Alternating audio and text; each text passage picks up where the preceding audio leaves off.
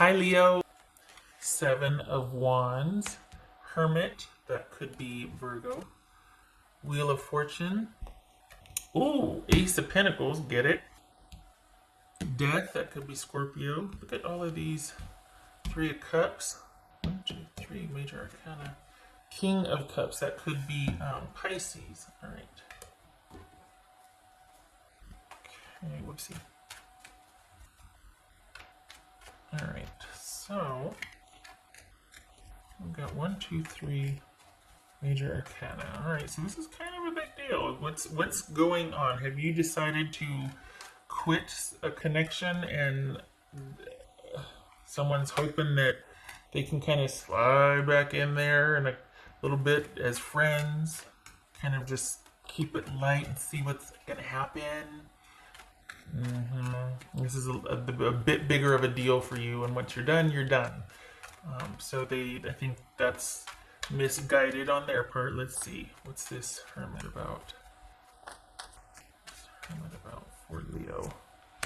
5 of Cups. Right. What's this? What's this 3 of Cups about for Leo? What's 3 of Cups about? The World. Right. What's this Wheel of Fortune about for Leo? The Devil. That could be Capricorn. Yeah. What's this Death card about? Yeah, they're the Moon. Okay. Moon and the Ace of Pentacles. Nice. All right, what's this Ace of Pentacles about? All right, so you're with somebody that is kind of hoping that whatever you two have just gone through is temporary and that it's situational. It's because this is going on. It's because you're stressed. It's because this and that. And you're like, nope. What's this Ace of Pentacles? Once your mind's made up, it's made up. And you're pretty darn sure that you're going to be doing your own thing. And you feel, not only that, you just feel like it's reached that point to where there's not any turning back for you. So, but your person still thinks that there's a chance that things could return to stasis with you too. They see that things having ended or run to completion with you is temporary, and that they can somehow kind of work their way back in because they have been able to before. That's the thing. They're just thinking that this is one of many times. The thing is that for the Leos I'm reading for, this is somebody that you've been dealing with for a while. This is not anything new. So this is something that is newly separated from for you, and in your mind it's for the best and there's no going back, and you've had enough examples of someone not being reliable or dependable, or not being able to kind of deal with something to completion to where it always kind of pulls them back under. So you've got someone that you can only trust so far, and then eventually their demons arise. And it leads to a lot of uncertainty, and you just can't take it anymore. You want stasis, you want security, you want predictability, and you come to the decision that you're the only one that's going to and provide it for yourself and can provide it for yourself, and that's the way you want it. Your person wants you to be okay with that sort of uncertainty with them, because it's almost like, well, everything else is really good, so can't I just have credit? It sounds so funny to say it, but can't I just have credit for time served? And then when these little slip-ups happen, I'm held harmless because you knew it was going to happen. And can't you just accept that about me? Everything else is fine, and you're like, I really can't. I've tried. We're not here because this is the first shot out of the gate and I'm like gun shy or, trigger happy, 1 foot out the door, whatever you want to call it. My analogies are horrible. Point is, this is something you've been going back and forth with for a while, and you just can't anymore. You want better for yourself, and you're in a good position. You have come full circle with it, and you're kind of you're in a good position. You don't want to lose any ground. For the Leos that I'm reading for, though, it feels like that you're once again wanting to negotiate or barter with yourself, not with the person, but this person is definitely on your mind and you've been thinking about it. And you're wishing it could have been different. If not for that one thing, could this be different? And the reality is that no. It's always going to be about accommodating whatever that one thing about that person is. And if they don't eventually let that one thing back in, they're not as nice or as wonderful as you think they are. It's almost like everything's great, but let me have my whatever and everything can continue being great. I'll be grateful for you afterwards for giving me the leniency and the mercy to let me indulge. Or it feels like addiction. It feels like you got somebody that just can't cut the cord with the addiction. They can't get over it, so they want leniency. Like every 6 weeks, I get to go use for a week or something, and I hate to be gross, but and you're just like, actually, that's the whole, like, I can't. And the thing is, what if you had somebody that didn't have that leniency? How much progress would they make on recovering or resolving their own issues? Not much. In fact, things would get really ugly because this is someone that's good because they can go use. This is someone that's good because they know in 4 weeks they're going to be able to get that hall pass. And I don't mean to be ugly or accusatory, but the reality of it is someone is good because they know they're going to get their prize. Not a good dynamic in a relationship because relationships are work. Everybody knows that. And this is someone that would rather use than do the work. It could be that at this point they're biologically dependent on it, if it's drugs, or it's just a nasty habit they're not willing to do the work to break. If it's not drugs, like maybe it's just a nasty habit, or an unhealthy dynamic that they're just not willing to confront. They're only willing to manage it so far, and then the reality is that you have to step in and manage it for them or be okay with it. And you're not, and you shouldn't be. So good for you for not.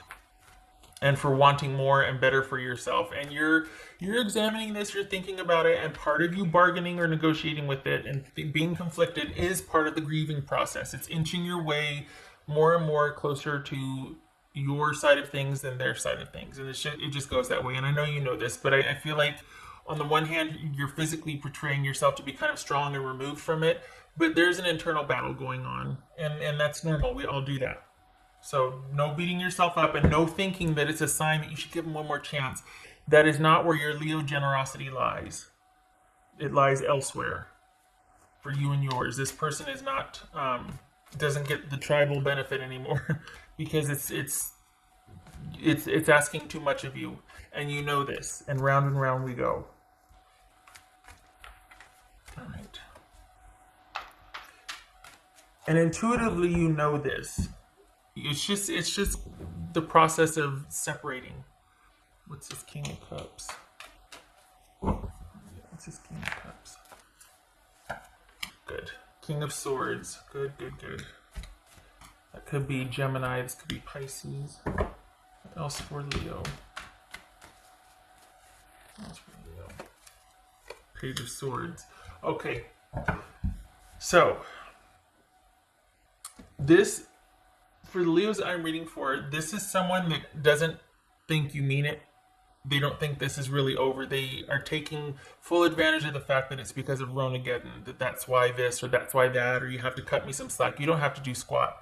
You keep that one foot in front of the other. You need to be very clear and lucid about this and watch your contact with them because they'll lie in wait and then they'll kind of resurface and, that wonderfully generous nature of yours. Well, we can be friends. You need to be honest with yourself. Can you be friends with this person? No, because it leads back. All roads lead back to them having you, and it's a slippery slope.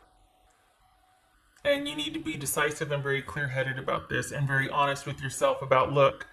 Goodbye has to be goodbye with this person. It can't be like, oh, didn't work out. And sorry. No, this was like this person was a very big deal to you. And it's one of those things where you need to go no contact for a while so you can fully heal. If you still feel anything, you cannot be in contact with them just because they're going to tug at your heartstrings. And you're always going to feel compromised or be compromised. Because you compromising means that you're going to be compromised. not them.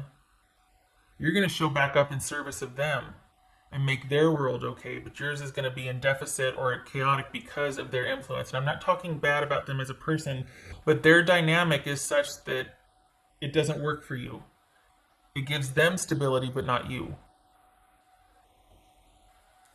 And there's not you. This is about you having your wits about you and being sensible and kind of being the emotionally mature one and going, you know what?